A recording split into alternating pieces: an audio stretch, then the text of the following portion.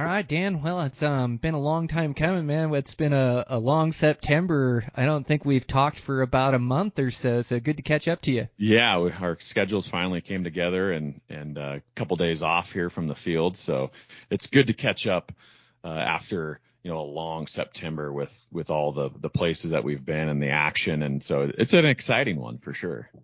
Oh, man, it's a great episode. Yeah, you harvested a great bull, spoiler alert, and so we talk about that, and then you've also had some buddies that were successful as well, and these podcasts are so good when they're fresh, when all this stuff is fresh on your mind, and you're able to talk about these details, and then, we've just had all these conversations with our circle of friends as well, so, yeah, it made for a great episode, man. Yeah, we're learning, too, out there. Every year you pick up on something new. You pick up on habits, or you pick up on patterns that we see year after year. And these are the things I try to think about when I'm in the field, so we can talk about it here on the podcast. And some good stuff came out this podcast that I know will help everybody for sure. Yeah, 100%. They'll probably get tired of us talking about wins in this episode, but no, there's a bunch of good information, and that's such a key component to killing these animals. So yeah, a great episode, man. And I just want to thank our sponsor for today's show, Juniper Mountain Coffee. Man, I've been loving these roasts. Both their medium roast and their dark roast are really good. No, I don't know if you saw our latest review that Ike did, but getting that French press for your jet boil.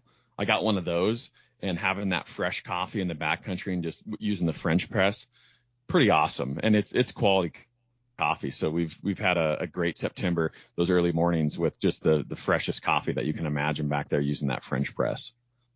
Yeah, I have a French press as well that I'll run, and yeah, it's just lightweight, and you get quality coffee back there. It just doesn't get any better, and man, it's like that coffee has fueled a lot of my hunts. It's still, I don't go many mornings or any mornings. I can maybe remember one where I didn't have a cup of coffee, but man, it's like that caffeine is so clutch during these elk and mule deer hunts.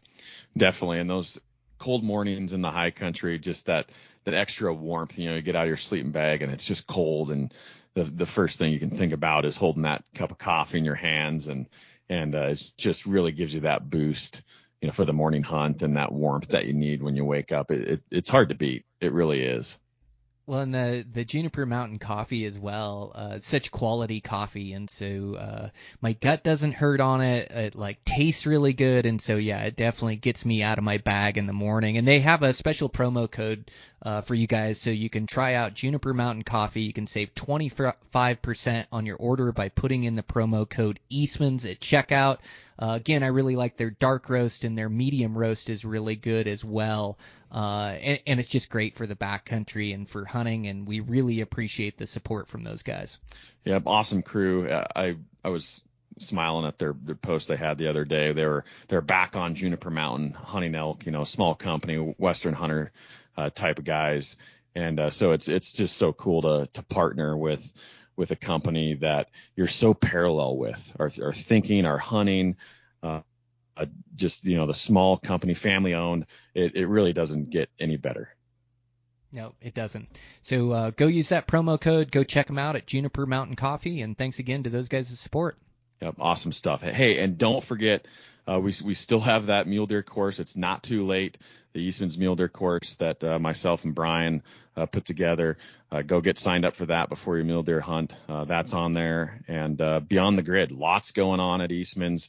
Ike has the Eastmans Hunting Journals podcast as well. Eastmans Elevated. So much content out there.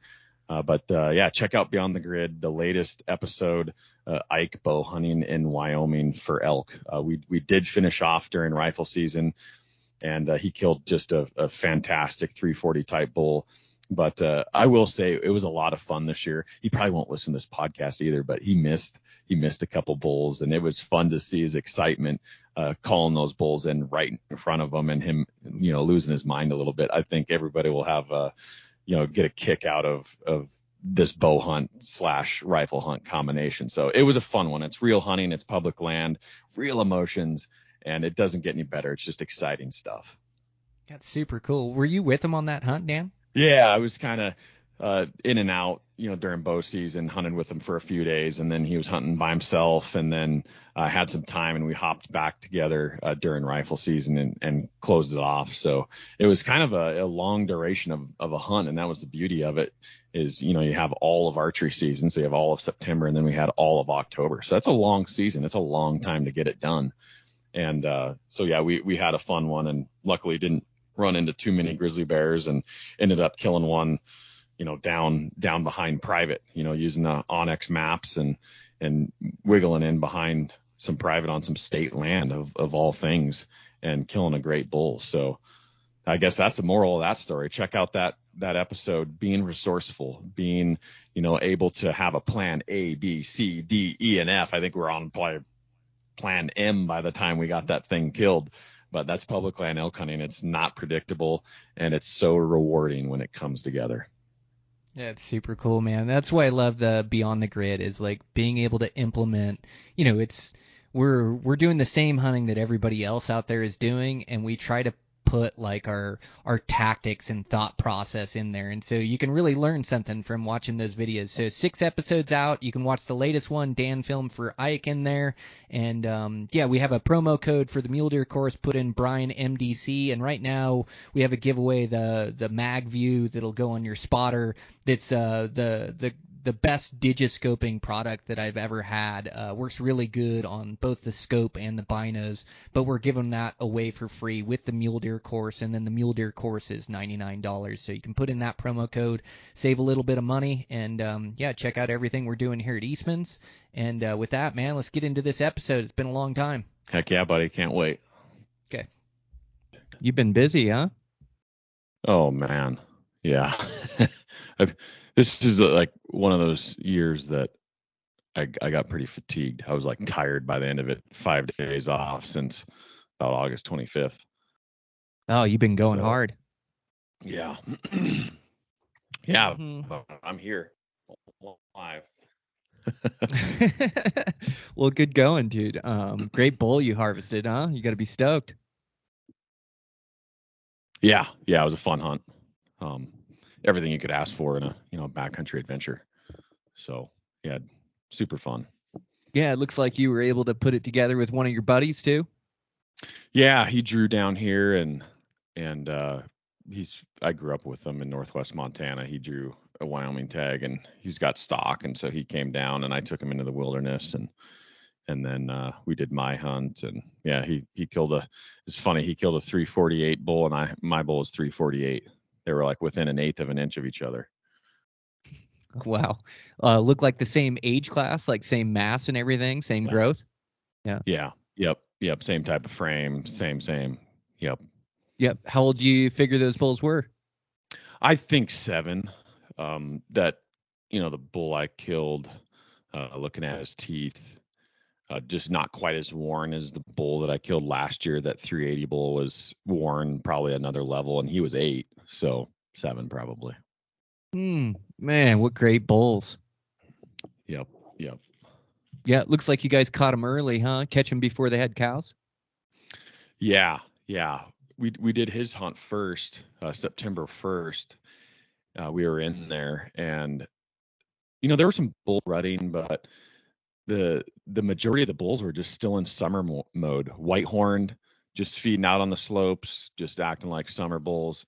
And so we pulled out of that hunt. He did have a chance at this nice big 7x7. That's where the story gets interesting, is this 7x7 that he almost got killed on opening day. He almost had a shot at it with his bow. We just killed that bull 2 days ago 3 days ago for the opener rifle. I went back in there. My buddy from Maui, he drew as well in the random, and we went back in there and found that bull and killed him opening day a rifle. So there's a lot to the story, but yeah, we went in on his hunt, and then we went in on my hunt September 5th, which it was still a little bit early. Things just weren't quite going yet, September 5th. So we were hanging in there until about the 8th. Yeah, the 8th is when things seemed to kick on, and those bulls started cruising, searching for cows, those older mature bulls. And so we killed my bull the 8th, and then we got out of there, took a day off and then went back in for Ian's hunt, and the bulls had definitely kicked on again, and things were going. And yeah, we went right in there and called him in. He had like 12 cows and called him into 30 yards and he shot him. So it was pretty cool. Oh man, as good as it gets. Yeah. Pretty exciting. Just video is awesome. Great footage. So yeah, we're pretty excited. He's pretty pumped. He doesn't really hunt out of state too much. So he was very, very excited. I don't think he killed a bull with his bow for several years there in northwest Montana. So to kind of get the monkey off his back, he was just so stoked. So that's cool to see. And to kill a giant too. I mean, 348 is nothing to balk at. Yeah. He killed a big bull back in the day in Montana, but yeah, that was his next biggest bull. It's a big bull. I mean, 348, that's a big bull anywhere in the country, whether you're hunting private or public. That's a shooter. Oh, 100%. Yeah, just a beautiful one too. Yeah, unique with that split brow. I don't know if you saw it, but his G1 was just split at the end. It just looked like a crab claw. So just a little bit of character. It's cool to see, some non-typical points on elk. You don't see them too often. Yeah, you sure do good in that early season. It seemed like around here, yeah, it was definitely a struggle. Like the elk were more spread out this year. There was a lot of feed around. So the big groups of them were a little bit tougher. And then, where years prior I had caught pretty good rut action around the 10th to 15th. It seemed like it was really the 15th. I mean, heard a few bugles around and, definitely getting started in that pre-rut, but really the 15th before it really kicked off around here. Yeah, that's kind of what I saw too, I would say. Probably the reason we had some bugling, what I've seen in the past anyway, and some action was we were so high up, just that high elevation, 8th, 9th, 10th, they're just getting going and not all of them are going. And so it's just kind of a mix. It's hit or miss whether or not you're going to find action or not. But yeah, I would say the same. It was a little bit late this year. But by the 15th, yeah, it was going. And then we found some good action. The 18th, my brother killed a bull here in Wyoming. And then, I would say the second half of September, it was pretty, on fire. Oh, nice. Your brother had a tag down there too. Yeah, you have been busy. Yeah, he had a tag. And then I hunted Idaho. And I didn't kill in Idaho. And then we came back for the rifle opener here. So yeah, my brother's hunt was fun. We call it the little CA because we get in there and there's like, I don't know, there's 15 bulls going. It was just completely off the Richter with just rut activity. But I don't think we saw anything bigger than like a very small 6-point. So just little bulls, but it was a lot of fun. Yeah, it's action. It seems like to catch that good rutting action nowadays, or maybe it's, I guess it's always kind of been this way, but it seems like one bull with his cows just isn't too fired up. I mean, you can catch him in the right mood but when you get that competition, when you get a couple herd bulls that are talking back and forth, when there's satellites in the mix, it seems like that's where I caught the good rutting action this year. And that's what it seems to be, is when there's that competition, they have to talk back and forth and have to push their cows in certain directions. And it just seems like everything intensifies or amplifies. You get more bulls in the area. Yeah, just the density or the bull to cow ratio. Anytime you have a unit that has any sort of bull to cow ratio, getting 30 bulls to 100 cows is pretty good. And some of these units have 50 bulls to 100 cows, and it's going to be action, just density, competition. And Idaho was really weird this year. I hunted 5.5 days, never did see a 6-point bull, but there were a lot of bulls. And they were talking a fair amount, but they're all these little bulls and they all had a couple cows. And so they were bugling and kind of just letting each other know where they were at, but they didn't want any sort of confrontation or any risk of losing cows. So they would try to push them away and try to move away and just stay away from you. And so, a high density, high bull density area. And you throw in a lot of hunter pressure as well, and so it made it difficult for sure. Man, it's not easy out there. Like you've done so well harvesting these good bulls year after year, and another good one this year. But like you say, a lot of the things we don't talk about are the tough hunts. Like you were in Idaho and just spent a bunch of days in there, and I know you were going hard and probably hunting angry in the end. Oh And yeah, it's yeah. just same for me, man. It's like these bulls just don't come easy, and every year and the conditions are different, and spots that were on fire last year there weren't as many in there, or maybe hunters found out about them and would pressure them out of there pretty quick. And so yeah, every year it seems like it's just such a challenge, and I had great plays on bulls. Like I was able to find really good bulls and get plays on them. It just, I couldn't quite make it come together, and finally able to arrow a nice bull. But it was like I'd find a bull and I really played it smart. It's just, they were in some downfall timber stuff, and so it would get to late morning and those winds would start switching around, and it was like, man, I really don't want to push in there. And so I'd stop at about 9 o'clock. I stopped about 200 yards from the bull I wanted to kill, and it was just the wind was going every which direction, and it was all that downfall timber where I knew those cows and those bulls were starting to get into that thick timber, and I knew it was just like a losing effort to like try to go in there after him. But then the bull would scream till 10:30 in the morning. I thought, man, I'm gonna kill him tonight. He'll come out in the park and just sit all day on him, and I called it the middle of the middle because it's the farthest place away from any accesses. There's no people in there, no hunting pressure, and figure, well, he'll come out tonight in this park and I'll get a play at him. And then he'd just get up in the evening and then just start rolling, start moving country and bugling. All of a sudden I'm chasing him. Like it's just elk hunting, and you're just trying to play these high percentage plays. But yeah, I just had it's tough to get it done on your first try or your first couple attempts, even though they're the bull I wanted to kill. And I played another bull just perfectly. It's actually the same bull the night before. And man, he was glunking and bugling and chasing this cow. I had played him in the morning. He put away in the timber. I made that same plan to like evening when he comes out, I'm going to use the downhill thermals and get on him.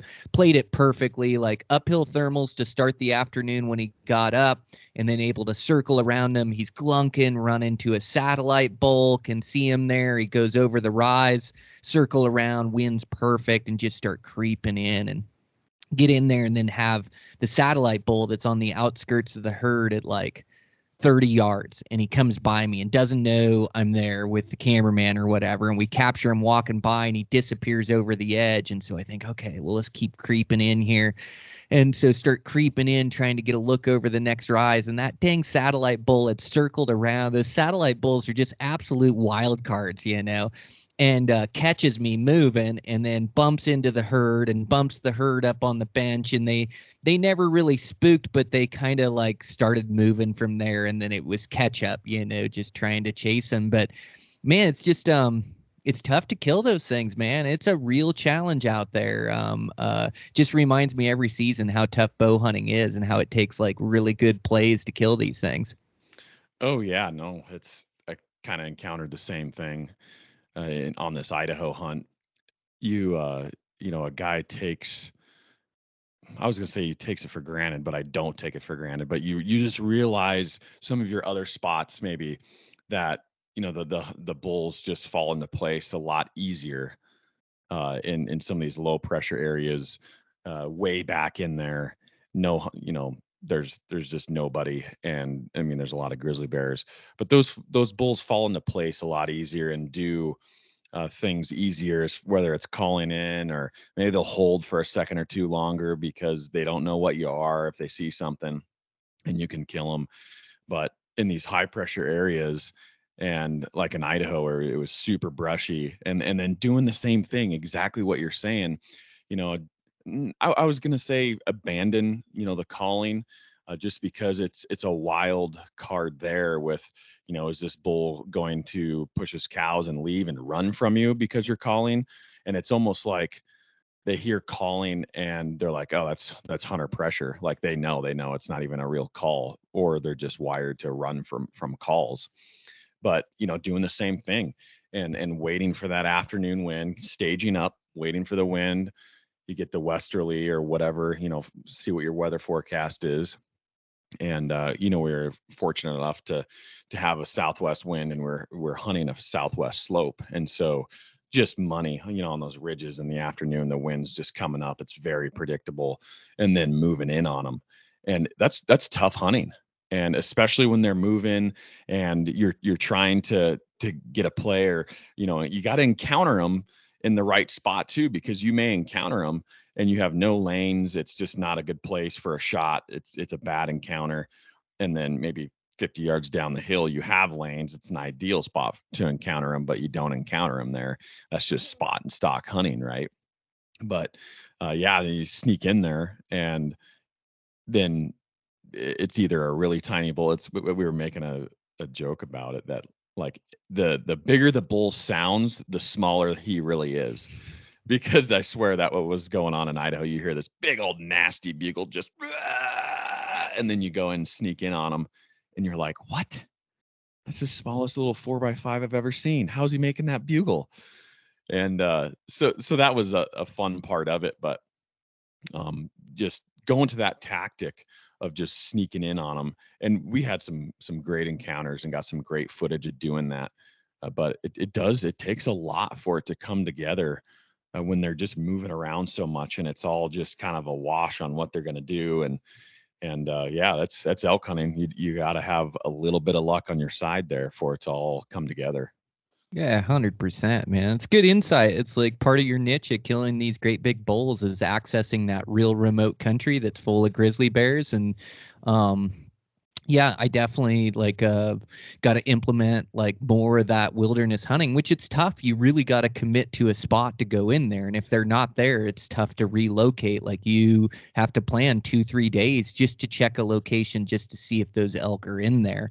And not that I didn't hunt backcountry this year. I hunted the middle of the middle, like as I call it, like a lot of these places, the farthest places away from accesses. But that remote country, you're right. There is a difference between low pressure elk and high pressure elk. And it does seem like the opportunities come a little bit easier, or you get an extra couple seconds, or just that little bit of edge that can help you harvest like a really good mature bull. So yeah, I definitely need to take another page out of that book, or get back to some of my roots of hunting like these deep wilderness spots, and just committing the 2-3 days to go in there and go check if the bulls are in there, or going to find them and covering that country. But yeah, man, it's like it's what keeps us excited about bow hunting. It is the absolute ultimate challenge, and you were fortunate enough to harvest a good bull again this year.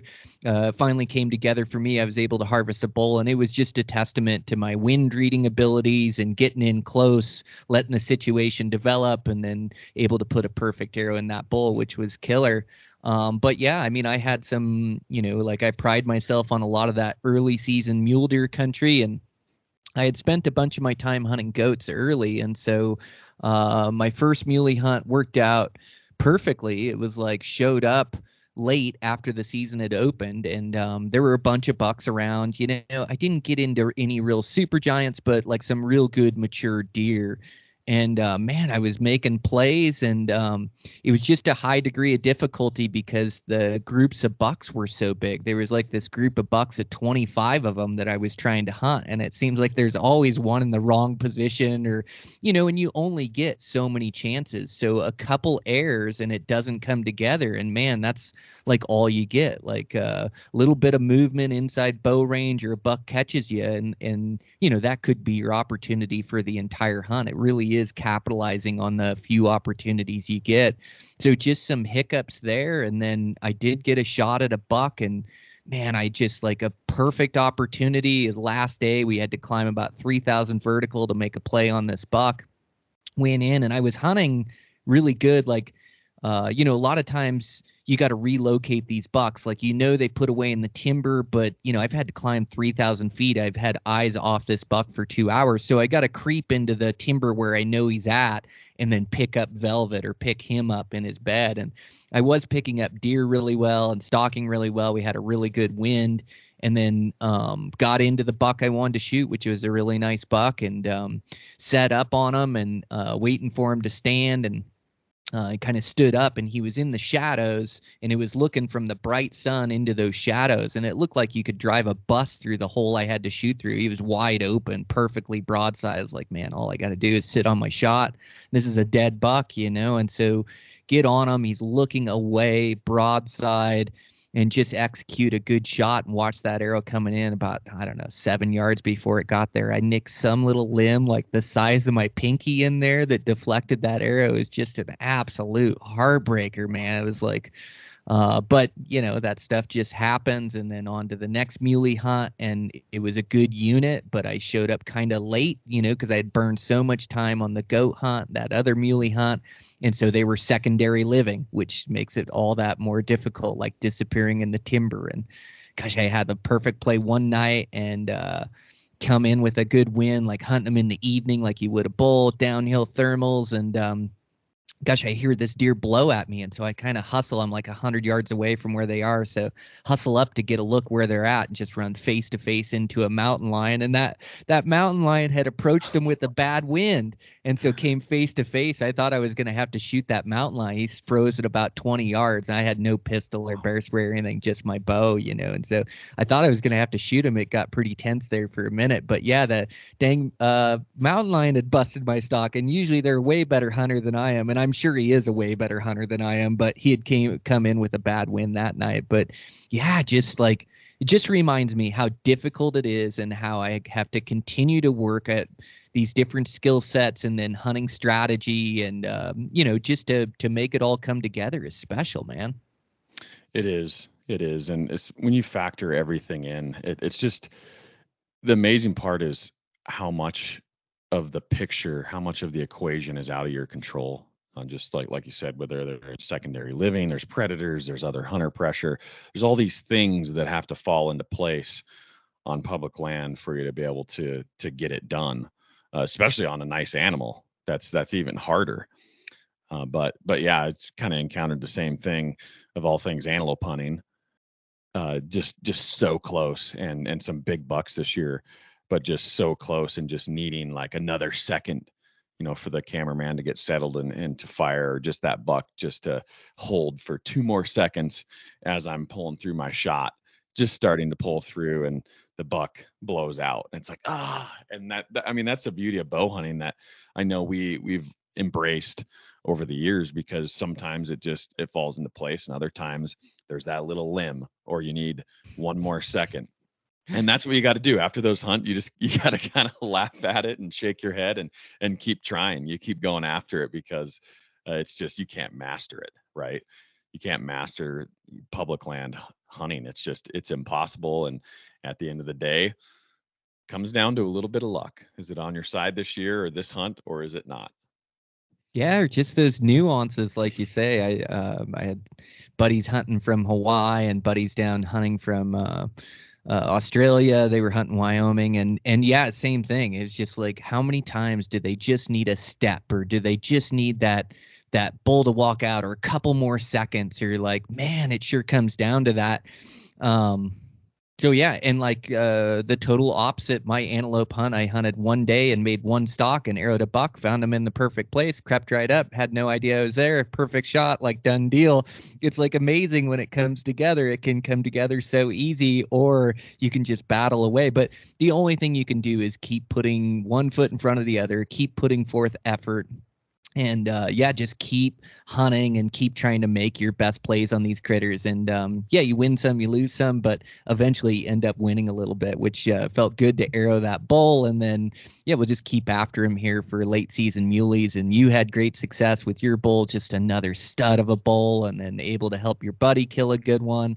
And so we've definitely had our fair share of success this season. But yeah, just every season is different, man. It just reminds me how difficult it is. It's and sometimes just those nuances, like you say, where you need 1 or 2 more seconds, man. It's like it, just like I remember, like on your access hunt, or like sometimes those little moves you make can get you that extra couple seconds. And it's also like this high degree of difficulty when you're trying to get a cameraman on them and you're trying to shoot. There's more movement, 2 bodies in range. Like there's a lot of moving parts there that have to work out. But I do notice like those little moves you make in that last 10 seconds or that last crunch time can sure make the difference between getting that animal and not.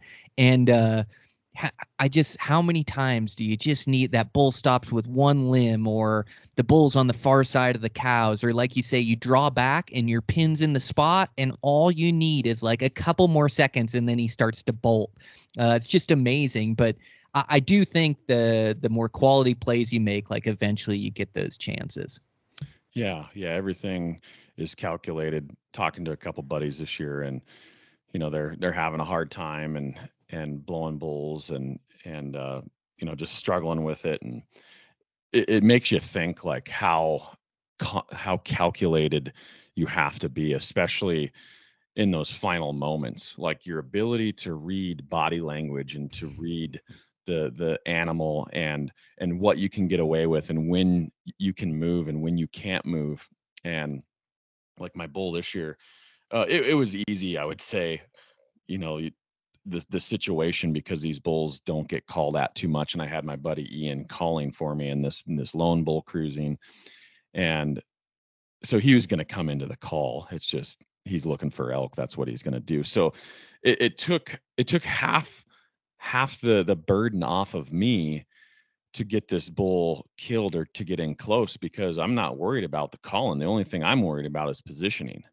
So I have the wind, I have this bull coming, I'm hunting a burn, and I'm just worried about positioning. I see the line that he's coming, and I'm taking this information in, I'm taking his line in, and then I'm looking at the terrain and being like, okay, I need to set up here, just downwind, and I want him close, especially, well, why do we bow hunt? We want close encounters.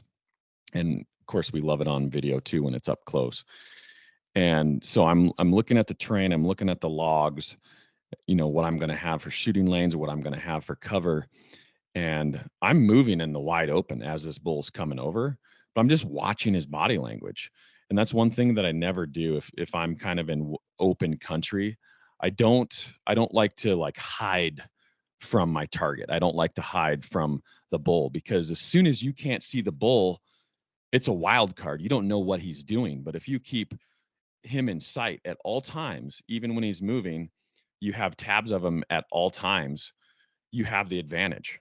And that was powerful in this experience, because he would be moving and coming my way. And you know how elk are. I mean, it's not like when they're walking, he's not just on high point, high alert, like looking for danger. He's lumbering along, going to throw out a bugle. So when he's moving, I'm moving. As soon as he stops, I stop. And I'm just not just blowing around and on a wide open slope with no cover. I've got cover. But positioning is the only thing I had to worry about. And, just getting that line. And then he came by me at 15 yards and bugled. I drew back right when he got behind this big root wad. Like, you plan it all out. You have to plan this all out ahead of time, or at least anticipate a couple different options of your encounter. And if you can do that, the more that you anticipate what's going to happen before it happens, I would say your success rate goes up exponentially.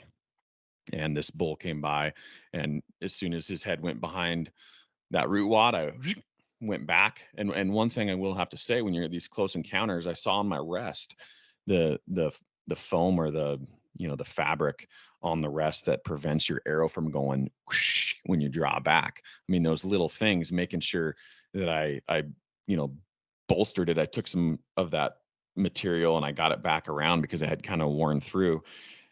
And if you don't have that quiet, he's going to hear you when you're that close. And so making sure that was quiet before that hunt, that was a key too, because he was just so close. But he had no idea. I drew back at 15 yards. His head was behind a big root wad as he was walking. And he stepped forward, and you're so close. Like, he looked my direction, and you're at full draw, and you're like, oh, crap, it's going to be one of these where, he's going to stare at you and then blow out and stop him and shoot him, which it's doable. But he looked right through me and then just continued to lumber by me. And I just shot him walking at 15 yards. Perfectly broadside. But all those things that it might like seem easy on video, but it's all calculations, it's all reading body language is so important. if you want to kill these animals time and time again, is knowing when to move and not moving too fast and not moving too much. Slow but smooth. And the faster you move, that's what animals pick up on, is that fast motion. And so you have to be careful with your motion. And it's amazing what you can get away with if you're moving slow, if you're stalking up in on something. I mean, we've talked a little bit about this in the past, but you got to be so calculated out there if you want to get it done every time. If you're like, okay, that's the bull I want to kill, and that's it. That's the only bull we've seen in here that's decent. We have to kill that bull. And so it's crunch time, baby. Like if you are going to be reckless in any sort of way with the wind or your movement, it's probably not going to happen. But if you stay calculated and you really pay attention and be calculated and move with confidence, but it's still hunting, so you got to be careful. But it comes with just experience, right, Brian? I mean, that's what we've been doing this a long time. And so as you do it, the more you do it, you get better and better. And before you know it, you really start catching on reading animal behavior. But I would say that's probably top, one of the top things that you have to really get dialed in is animal behavior and reading that buck or bull and knowing, applying that and then moving accordingly. Yeah, it's so true. It's reading those mannerisms, that animal that you're stalking. I love what you said about keeping your eye on them. I love stalking animals that I can see and keep my eye on. And you do have to disappear when you're moving, like over a ridge or behind a tree, but you're like always keeping tabs. But it's always nice, like slipping down on your butt when you can just see that thing down and feeding or down and moving and know that you can move. And then he picks his head up and you freeze. And you're right, they pick up on that movement. And these chances that you get are going to be the chances that you either make right and you kill that animal or you don't. Like the bull that I was hunting, like keeping tabs on those animals, but keeping that element of surprise. It's like that is key. Is like once they catch you moving, then they're going to look at you and try to confirm that movement. And the gig's pretty much up at that point. Like sometimes you can freeze and get away with it, but even if one cow sees you down there, she's going to blow up the whole herd eventually, And so like my encounter was, heard this bull bugling the night before, got on him in the morning. It was dark as I was moving in, as I wanted to catch him on his feet, like at first light. He was already in the timber come first light, but it was that open grassy timber. Positioned myself on the right side of the directional, on the right side of the thermal. So directional is coming right to left. Positioned myself low and started just creeping in on this bull in this open timber. And I get to a point where I can see a cow up above me. Now I can see a cow and a calf in front of me. Kind of sneak up to this tree, and then I just hold put. And I haven't been busted here. They haven't seen me moving. It's so key to like see those animals before they see you. And where the bugle was coming from, the bull was behind these cows. So I almost ran into the elk before I thought I should. But I was moving slow. I was glassing in the timber. I was really aware of my surroundings, knowing that I had to keep the element of surprise. And so I caught these cows, scoot up to the tree. I'm about 70 from the far cow, 40 from the close cow, and I've got a little rise in between me and the 40 cow. And so I'm sitting pretty good right now. And then the cows just start filtering towards me, and I'm right in the middle of the herd. I've got a perfect wind. It's first light. They're up on their feet. And they're feeding. They're not looking for danger. They're elk being elk, which is the perfect scenario. And man, I just let him feed into me and thought that bull was going to approach those cows at 40. And he ended up circling around. The first time I saw him, he was up at 70 at those cows. And he just pushed those cows. And I actually thought he was going to push them by him without giving me a shot or giving me a chance at him. But he circled the cows around and chased them back to the other cows at about 40. And then about that time, I see the satellite bull coming behind those cows at 40. And I thought, these satellite bulls are a wild card. And I had that one bust me earlier this year, but this time it played perfectly. So that bull gets angry and starts chasing that 5-point that's down with those cows. And he's actually chasing that bull right into me. And the bull disappears in the rise. And he's going to pop up and he's going to be like 6-7 yards from me. So I'm like, oh no. So I'm standing right now where I can see all the elk. I actually crouch all the way down to where I can't see the other elk because I know this bull's going to come at 7 yards and look down. And again, it's like these little moves that you make where if I would have been standing there and he would have walked over and seen me at 7 yards, I think the gig would have been up. But I crouched down trying to like hide my figure, and that bull came right up over the rise at like 6-7 yards, stared right down at me, and didn't see me, looked right through me as I'm crouching down. So then the bull starts chasing him, and he runs down by me at about 10 yards, and he's paying attention to the cows, and I'm able to stand back up and see the elk again. And then I can see that bull and able to get a range on him at like 48 in there in the timber. Not a good shot angle. He keeps positioning around and then goes back to his cows and then gives me like a 50-yard shot, good window through the trees, and able to draw back and put a perfect heart shot on him. And then the smaller bull spooks to right down below me at about 10 yards and doesn't know what happened. But, you know, those little tiny moves you make, that keeping the element of surprise, that playing that wind that morning, I had played with a couple different approaches and finally settled on my wind where I had good directionals and thermals. But all these factors have to come into play. It's like 100 right decisions, and then that last crouching down or that picking out those cows before they saw me. Like all these things are like you're really reliant upon your instincts to catch them, and you're making all these decisions in real time. And when it comes together, it's like you played it perfect and you made all the right moves at the right time. But very easily, any of those decisions I made at any point in time are getting caught in the approach, and it could have blown the whole thing up, and I would have been telling you about another close call instead of a dead bull. And so it's just amazing the difference between that successful of arrowing a bull and the unsuccessful of busting those elk, or, oh, I ran into a cow in the timber and she saw me, or I didn't crouch down when the bull ran over the edge and he busted me and then spooked the herd. Oh, another wild card satellite bull. Or there's a million different ways that story could have gone, but it went the right way due to those like micro decisions that you make at crunch time. And sounds like the same thing with your bull. Yep, absolutely. And most of these successful hunts, that's what it boils down to are those last movements, those last decisions that you make in crunch time. And that's the difference between a successful hunt or, yeah, like you said, just another story, just another failed stalk and a failed encounter. And that's why we love it. And that's what makes bow hunting so rewarding as well, because the more you do it, the more you begin to realize like how difficult it really is and how many things actually have to come together in your favor for it to happen.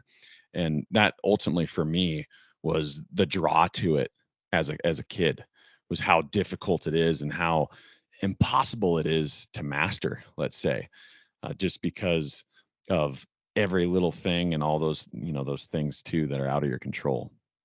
Yeah, 100%. Well, and two, you have to get good at locating elk and putting yourself in that place too. You could spend a week or two and not be into elk. There's a lot of country that doesn't hold elk, they're in pockets. And so, along with those stalking skills and making those right moves there, as you start to build this skill set of being able to e-scout and find like that middle of the middle spot where it's the furthest way away from pressure and trust that it's there. And, it's one thing that my cameraman said that stuck with me is he goes, I wonder how many times I've turned back one ridge away from finding elk, because we all love to start off on our hunt and bulls are bugling like crazy, or we see them right from the get, and but a lot of times I'm hiking into spots where I'm not sure if we're going to find elk in there or not. And now it's 7 a.m, it's 7:30, it's 8. I'm glassing, I'm listening. I haven't heard anything. I haven't seen anything.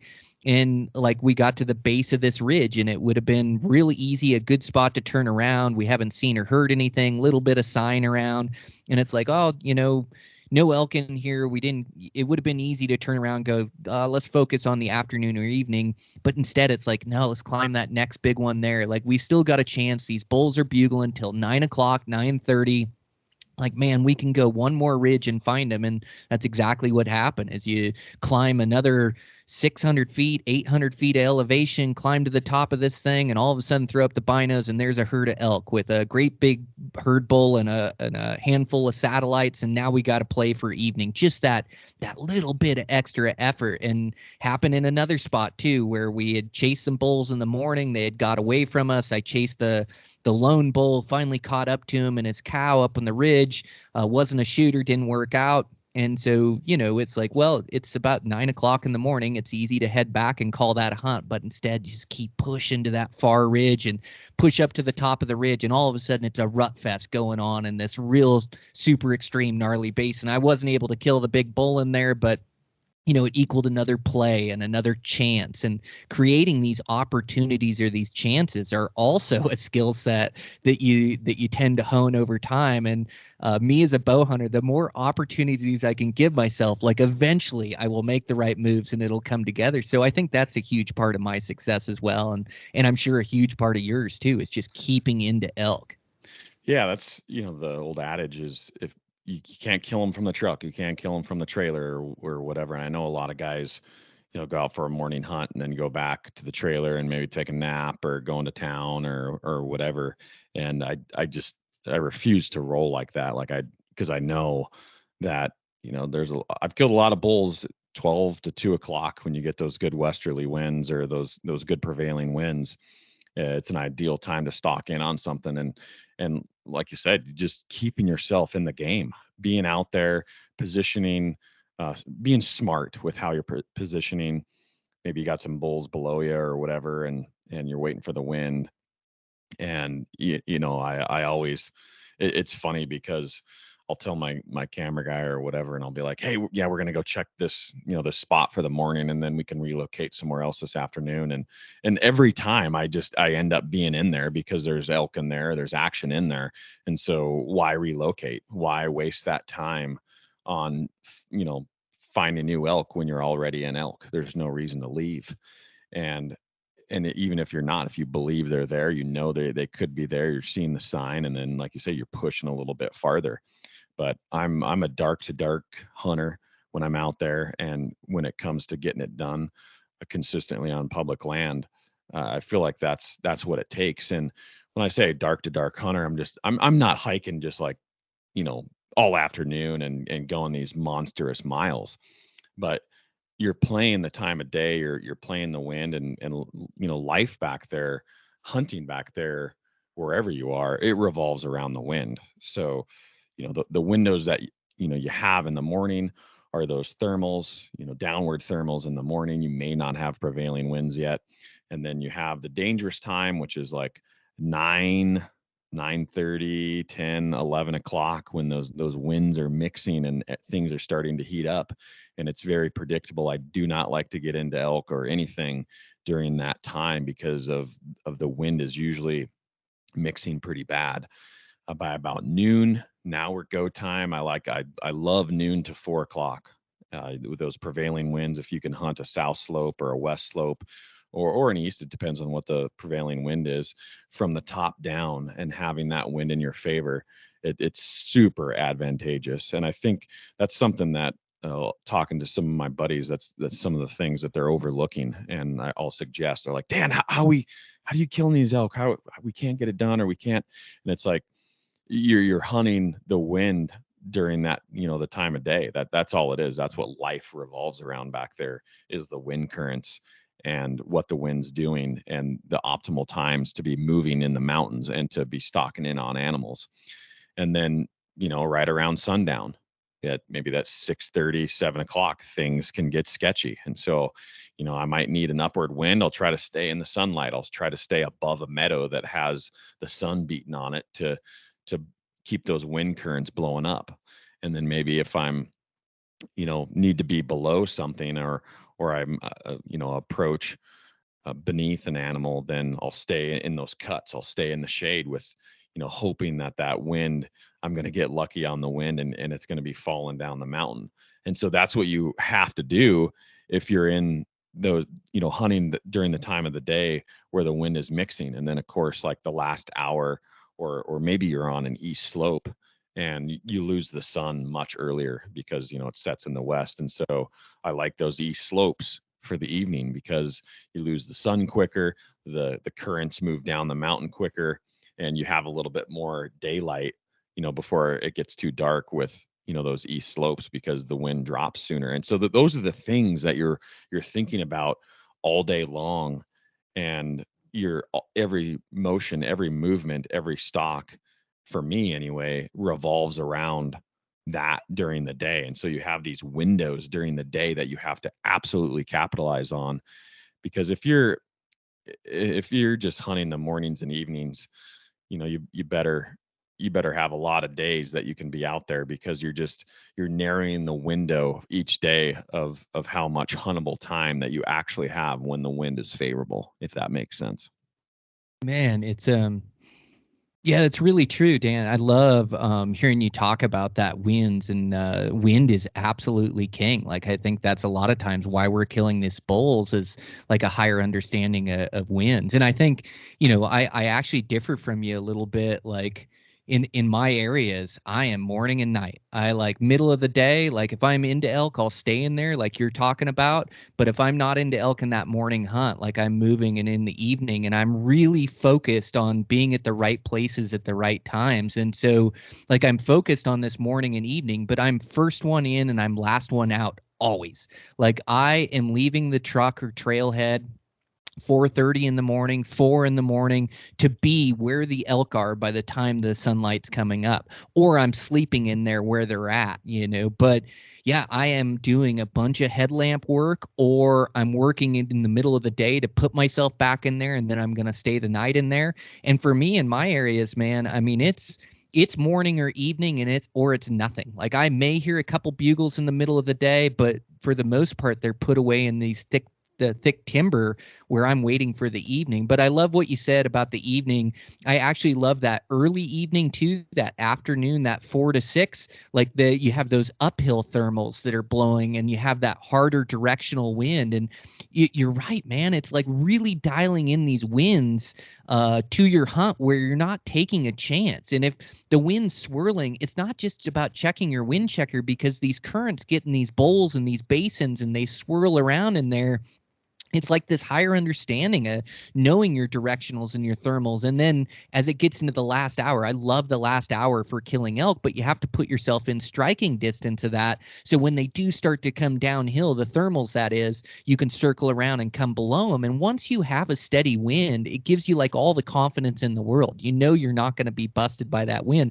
So I'm a touch different, where I don't do much of my hunting in the middle of the day. In fact, that's where I'll catch a nap. A lot of times I'm sleeping on elk that I've put to bed, where I'm a safe distance away, where if they do get up and they're bugling, or I do see them come out in a park, a lot of times I'll get a vantage point of where they're at. I'll make a play. But this year, I mean, I had 0 plays in the middle of the day. It was all morning and night. And the thing that about being in the right places at the right time is I would leave at 4 o'clock, 4:30, 5 o'clock in the morning, whatever it took me. And then when the lights are coming on, I'm where the elk are, and I'm hunting them for those couple hours. And I had a time where I was hunting a big bull and hunted him in the morning and really close to killing him, working him through these meadows. He put away in the thick cover. It started to get later, 8:39. Thermals started to switch around. I didn't want to blow him because I wanted to hunt him that evening. So I'm going to sit all day with him. And so I sit all day, but it gets to be about 10 or 10:30. And then I hear some guys coming on the trail, and I'm 4 or 5 miles back or whatever I am back. And all of a sudden I hear some cow calls. I didn't see the guys at first. I hear some cow calls, and I'm like, oh, that's funny. Yeah, I haven't heard a call for an hour or so.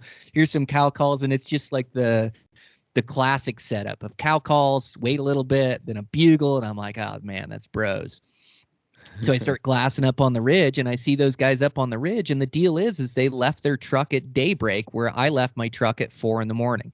So I was into the elk all morning. I know exactly where they are. And here these guys are in one of the best elk drainages in the whole mountain range that's full of bulls bugling in the morning. And they're making a couple calls up there. And I don't know how many bulls I saw that morning, or how many cows, or how many elk are in this drainage.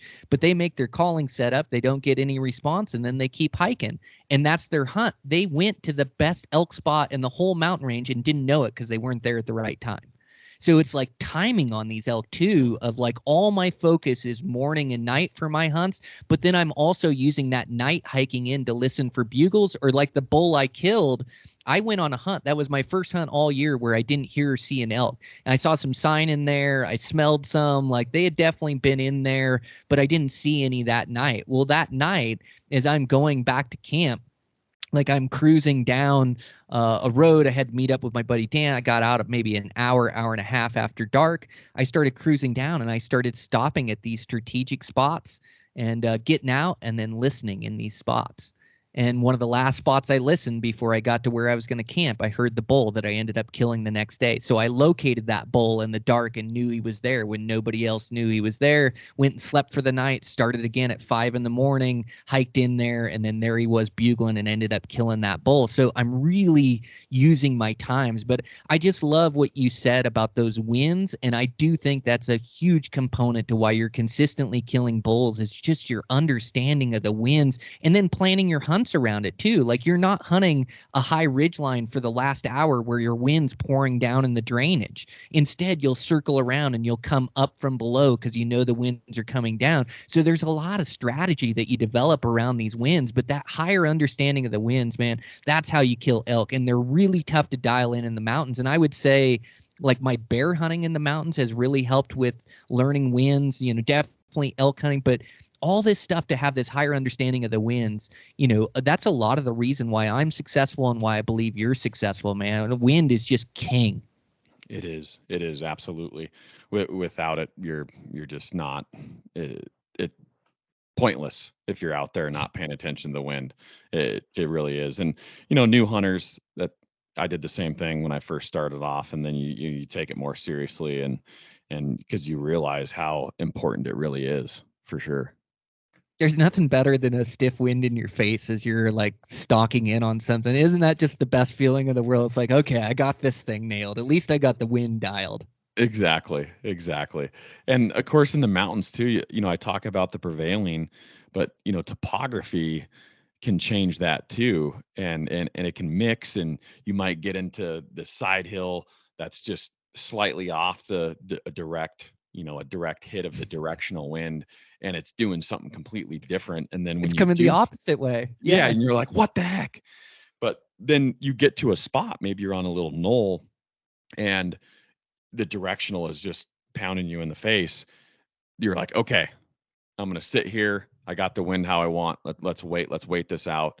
And then go from there, because you find yourself too on stalks, the wind, as you're closing the distance, the wind is changing based on the topography and whether that slope is getting sun or not. And so things can go bad in a hurry. And so being calculated with, okay, anticipating as I move down the slope, the winds might do this, or I'm going to have to drop in this canyon and the wind's probably going to be going down because it's so shaded, or, I have this little meadow right here and the sun's blasting it. So I probably have a good chance at my wind coming up. So there's all these little things that you're anticipating and guessing sometimes too, to factor in to make a stalk work, for sure. 100%, man. You nailed it. Yeah. You've been talking about it too. In the sun, your thermals are rising up. In the shade, once you get in the timber, they're coming down, and then, like you say, the topography, the way a ridge will block the dominant wind and it'll swirl over the top of it. And then creek bottoms are really cool. And so the creeks, once you get down in there, they're pulling downhill, no matter if you've got an uphill thermal or not. They're usually pulling down. And so there's like all of these, all this knowledge about winds that you start to pick up that you're trying to factor in. And you're right. A lot of it is a guess. It's an educated guess, because you've been paying attention to the winds all day, or the directions of them. And you're right. Sometimes you just get to a spot and the wind's good. But yeah, you said it too. Closing in on those bulls, trying to keep in the sun, trying to keep your wind right, or getting in the shade and in those timbered patches, and then your wind's falling. And so you kind of learn these tricks, and more stalks are more of these approaches on all animals are busted by the wind more so than anything else. So if you get better at understanding these winds, you just give yourself a better chance at success. And yeah, there's just nothing better than a good wind in your face. And obviously, yeah, I mean that's why you kill what you do is a paying attention, this higher understanding of it. And we don't get it right every time, but I hate getting winded. I hate busting animals on a hunt, and that can go for cows or small bulls, or like a perfect hunt for me is to like never get busted.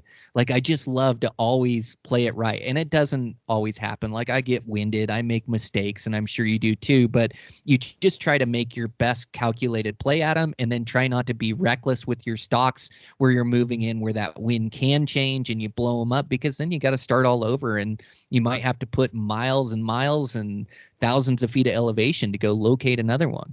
Yeah, exactly. It's a huge amount of effort that kind of happened on this Idaho hunt. And I wanted to ask your opinion on this too, is, a bull's reaction to human activity, or maybe even why bulls are bugling more one day compared to the next, or one unit compared to the next, or one region compared to the next. What I'm getting at is like in Idaho, high density, of course. So there's competition. There's bulls everywhere, more or less. There's a lot of bulls. They're younger bulls. And so you're getting bugling throughout the whole day. And then in other areas, guys are like, oh, there's too many grizzly bears or too many wolves. These elk, they don't bugle anymore. Or there's too much hunter pressure. They don't bugle. What are some of the patterns that you've seen, like where you hunt, Montana? That's a classic example of, well, there's wolves in here. The elk don't bugle anymore. I've heard that. Maybe pressure, there's a lot of pressure in here. They don't bugle during the day, or maybe there's just no cows in estrus. And so you get the classic bulls bugling at first light. They're quiet for most of the day and they bugle at last light. And I've seen it all. And in Idaho, bugling all day long. And so, which that's powerful because they're telling you where they're at all day long in this brushy country. And so that allows you to have multiple stalks or multiple encounters each day if they're talking like that. But then in other areas, where I was hunting in the backcountry, for example, we had a couple wolves come through and they howled in the canyon below us. And of course, the elk shut up. But this is wolf and grizzly bear country. They're still screaming their heads off. So I don't think, just because there's wolves or grizzly bears around doesn't necessarily mean the elk are going to be quiet. And then on the flip side of the coin, which I saw in Idaho, this motorized trail below me, and it was closed off to the general public, but down on private, obviously somebody from private drove up on a four-wheeler, and these bulls are bugling at 4:00 in the afternoon, and then you drive up on the four-wheeler, and that kind of shut them up for the day. Like they shut up after they heard that four-wheeler, and they weren't really active until dark that night. And so what would you say, or what's your mentality on what you see where you're elk hunting with bulls bugling, and maybe some of the correlations with hunter pressure or estrus, or what do you think? Mm-hmm. Yeah. So interesting. Like you, I've kind of seen it all. And I hunt a bunch of different units in Montana, and they can be different. It seems like bulls bugle everywhere, and bulls bugle when there's competition, like we had mentioned earlier. So the more competition, the more bugles. I do think that elk and ungulates know the sound of those four-wheelers and side-by-sides and dirt bikes. They make a certain frequency or certain noise that does seem to shut them off. So I think like when they feel the pressure, I do think they can be more quiet. I think all of those things play a factor. And I think that rut ebbs and flows. And as those cows are in estrus, those bulls are fired up. The more competition, the more they rut. We don't tend to get much rutting action in the middle of the day, and I pondered that as well. And I think our elk, it's just such big country that our elk, they kind of bugle throughout the night as they're trying to rut these cows, and as they get into the morning hours, these elk are starting to look for like thick bedding cover. And as they're moving their cows, as other bulls are bugling, there's still some posturing for breeding. But I think they're trying to get them to a spot, and then these cows start to settle down and start to bed.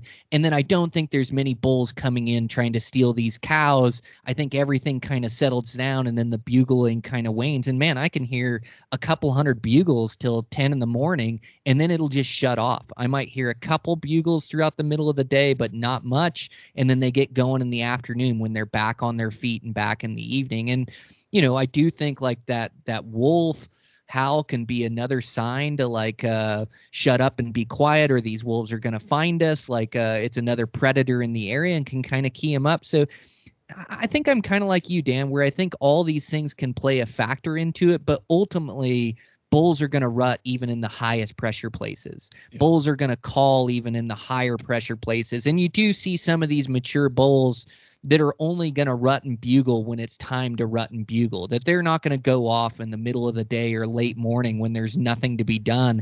In fact, I've even seen big bulls leave the cows in the middle of the day and then go back to the rutting grounds at night and rut those cows and try to breed them and be bugling all night long. So I really think that the cows in estrus, the competition with bulls is going to be the major factor in bugling. But I do think that wolves in the area can definitely shut them up a bit, or hunting pressure can definitely shut them up and turn them off a little bit, especially if they know they're getting pressured. And I think elk, it seems like they may be bugling and guys will bugle at them and they'll bugle back and forth. And a lot of times they're taking their cows and moving away, and they continue to bugle a bit as they're moving those cows. But the minute they start to get to some deep, dark timber, start to look to bed, they do like totally quiet up. They know they've been chased now, and it's like, okay, we're not so excited about the rut right now. There's predators after us. Like, let's calm down, and then they might get fired up again that night and rut. So I think it's like kind of a combination of all that where you really can't put your finger on it. And I do notice that they can be rutting like crazy on one side of the mountain, and then you go find elk on the other side of the mountain, and they're totally quiet, and there's a bull feeding by itself. So sometimes there's not correlation to that rut. I just think it ebbs and flows depending on when those cows come into estrus and fire them up, the competition for bulls, and then it may go lax. And I've seen it middle of September, the 20th of September, and there's a bull feeding by himself, and he's not interested in rutting or bugling at all, and the cows are by themselves, and you're like, what's going on? And it's like, a day before they were going nuts. Well, that's when those cows were into estrus. They got bred. Things start to calm down a little bit, and it comes into a lull. They're trying to feed and get their energy back and get healthy again. And then the next time a cow goes into estrus, it'll go nuts again. So that's kind of what I think, and I think it's probably similar to what you're thinking or what you're seeing as well. Yeah, exactly. It's situational. It varies based on your region, your state, your habitat type, just on when cows are coming into estrus or not, and activity. That's something too that I was talking with my buddy Ian about that had this tag down here was, the transitional period where bulls or elk are moving from feeding to bedding. There's a transitional bugle. So you get a lot of guys that say, well, I bugle at them and they just move away. But in reality, they're just transitioning from feeding to bedding, and those bulls are very vocal when they're on the move. Mm-hmm. And that bull calling cows bugle, or just that, announcing their presence, and they want to collect more cows if they're going from feeding to bedding. And then they get quiet once they get to bedding. And that's all it is. It's not that, they're more talkative or they're estrus at that moment. I mean, it may or may not be, but you'll see that they get really vocal when they transition from feeding to bedding, or vice versa in the evening. The other thing that we talked about as well on this hunt out there is the things you think about when you're elk hunting, of course, but the moon phases too. I don't believe, like when I'm planning elk hunts in September during the rut, I don't pay attention to moon phases, just because estrus is going to happen when estrus is going to happen. Sure, they may be out all night bugling, but if there's cows in estrus or there's bulls moving into those cows during the daytime hours on a full moon day, it doesn't matter. And so I don't plan any of my hunts around the moon phase in September. I think it can change and vary later once the rut's over, and the maybe late season elk. And I do see, I would say as a whole, and this can vary regionally and state from state to state. But like on a full moon night, they may come out a little bit later, and they may go back to bed a little bit earlier compared to like a dark night. They may come out earlier in the evening and then go to bed a little bit later. So I will consider moon phases after the rut, October, November time frame. But like, yeah, a couple guys have asked me during the rut, do I pay attention to moon phases? My answer is no. Mm-hmm. Yeah, I'm same. It's I've talked to some guys that really believe in it, and I trust that they're good hunters, and those whitetails really dial into it. But for me, I just haven't seen any correlation, and so I put no weight into it. To me, it's all hocus pocus. I just go on. Yeah. I'm sure there's something to it or more to it, and everybody keys onto different things in their hunts, and for some guys that may be like this major cause and effect where they do see more action in the middle of the day, or they call more bulls, and for those guys, great, they are tapping into something. But for me and my style of hunting and the places I hunt, I just haven't seen much correlation with the moon phases to rut activity, as like anything I see could just be coincidence to cows coming into estrus, and so I just haven't seen that rock solid proof. But a lot of guys believe in it. If it works for them, great. It's just not something I consider for my hunts. Yeah, and it can vary, I think, with different species, like you said, whitetail stuff. But I mean, we're talking elk, we're talking western hunting during the rut, September. Yeah, I don't pay attention to moon phases. Doesn't matter. Yeah, that's it. Well, dude, congrats again on a great bowl, and great bowls for your buddies. You've had a great season thus far. So, yeah, just a testament to your hard work, commitment to bow hunting, getting to those backcountry spots. So, good work, man. It's really good to catch up to you. I think it's been about a month since we've talked. We've texted here and there, but good to catch up to you, man. I'm happy for you. What a great bull you harvested again this year.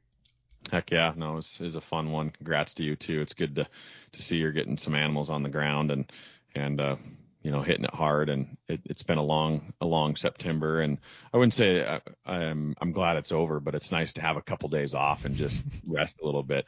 I don't know if I'm getting older. Of course, my wife was making fun of me, not really, but I'm like, man, my knees like sore, and my calves are getting tight, and I'm factoring all these days that I've been packing elk and the miles, and it's like, okay, I think it's just a really tough September. Mm-hmm. I don't think it's an age thing. It's just like I hit it hard this year, harder than I have in the last 4 years probably with elk tags. So it's good to have a couple days off though, especially after those monster pack outs. Yeah, you need it for sure. Yeah, I have a little stiffness in my knees this year. Yeah, I'm not sure if it's the same for me, just pushing so hard and so much vertical, or I never had much joint pain at all, but I just noticed a little bit of stiffness for sure coming in this year. So yeah, I'm not sure if it's a combination of both or just all the miles and elevation.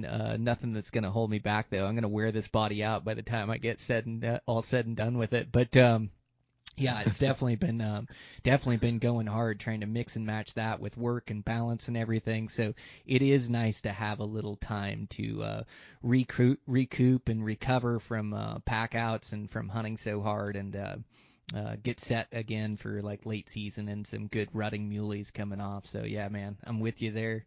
Yeah, again, good to catch up to you, Dan. Yeah, we'll record again here soon, and man, catch up soon. Sounds good, man. Thanks. Okay.